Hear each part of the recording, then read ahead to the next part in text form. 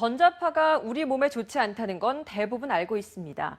하지만 얼마나 나쁜지 또 어떤 영향을 미치는지는 거의 알려진 바가 없는데요. 뿐만 아니라 정부에서 허용하는 안전 기준엔 암 유발에 대한 고려가 전혀 없습니다.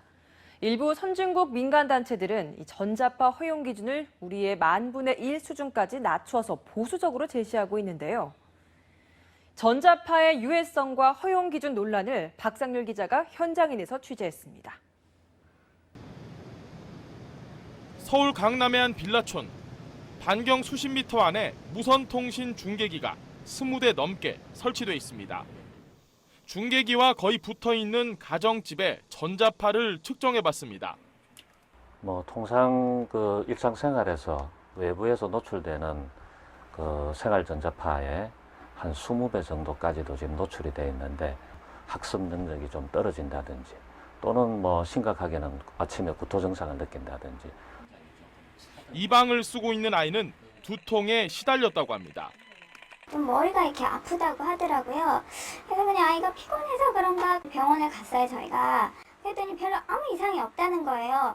근데 어느 날 여기 창틀을 청소하다가 위를 쳐다보니까 어마어마한 중계기가 있는 거예요. 너무 깜짝 놀라서 그때. 경기도 파주에 있는 아파트 단지. 옥상에도 주민들이 쉬는 정자에도 통신 중계기가 설치돼 있지만 알아보기는 쉽지 않습니다. 사실 저희는 이게 중계기인지 뭔지 알 수가 없어요. 이렇게 커버를 예쁘게 씌워놔서 최근에 알았기 때문에 최근에 더 불안감이 커지고 있습니다. 서울의 한 아파트는 아예 놀이터에 중계기를 설치해놨습니다. 우리 아이들이 뛰어노는 아파트의 한 놀이터입니다. 그런데 불과 몇 미터 떨어진 곳에 이렇게 무선통신 중계기가 다수 설치되어 있습니다. 아파트 주민들은 문제를 제기했지만 정부는 측정 결과 괜찮다는 답변을 내놨습니다. 과연 중계기에서 나오는 전자파가 정말 우리 아이들에게 아무 영향을 미치지 않는 걸까요?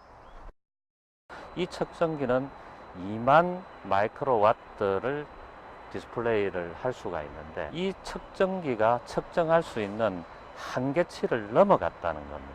굉장히 높은 수치의 전자파가 지금 방사되고 있다. 어린이는 이제 발달 과정에 있기 때문에 대사율, 흡수율이 어른보다도 훨씬 높습니다.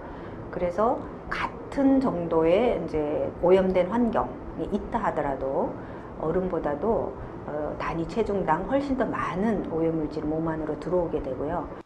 우리 정부는 국제비전리 방사보호위원회가 1998년에 정한 기준에 따라 1000만 마이크로와트까지 허용하고 있습니다.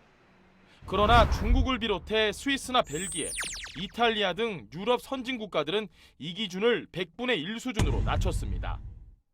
독일의 한 민간단체는 1000 마이크로와트만 넘어도 경고 수준으로 제시했고 미국, 캐나다, 호주의 민간단체들 역시 비슷한 의견을 내놨습니다. 우리 정부 기준의 10,000분의 1 수준입니다. 이 기준에 따르면 취재했던 아파트나 빌라, 놀이터 모두 경고 수준을 훨씬 웃도는 상황입니다. 사람들이 자주 찾는 경기도의 한 카페거리입니다. 그런데 보시는 것처럼 무선통신 중계기가 바로 이 길 방향으로 나 있는데요. 제가 직접 걸으면서 전자파를 측정해 보도록 하겠습니다. 전자파 수치가 낮을 때는 14,000, 15,000에서 높을 때는 18,000, 19,000 마이크로와트까지 올라갑니다. 우리 정부가 정한 기준이 이렇게 높은 이유는 뭘까? 전자파가 암을 발생시킬 수 있다는 거는 전제하고 있지 않습니다.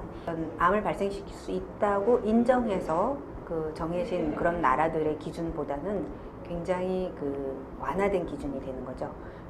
결국 정부의 전자파 허용 기준에는 암 유발에 대한 고려가 빠져 있는 겁니다. 우리 동네 주변에 중계기가 얼마나 설치돼 있는지 알아볼 수 있는 방법도 없습니다. 통신사들이 공개를 꺼리기 때문입니다. 캐나다에서는 통신 중계기가 어디에 얼마나 설치돼 있는지 누구나 확인할 수 있습니다. 영국은 정기적으로 전자파 민감성 인구를 정부 차원에서 조사하지만 우리나라는 전무하고 전자파의 유해성을 지적하는 민간단체도 없습니다. 전자파에 장기간 노출되었을 때의 위험성을 연구하는 곳도 거의 없습니다. 정부도 민간도 아직은 전자파를 심각한 문제로 생각지 않는 겁니다. 기술이 발전하면서 우리는 당연히 전자파에 노출될 수밖에 없습니다. 하지만 전자파가 우리 몸에 얼마나 유해한지, 어떻게 하면 피해를 최소화할 수 있을지 이런 고민이 없다면 훗날 어떤 재앙으로 다가올지는 그 누구도 장담할 수 없습니다. 지금까지 현장인이었습니다.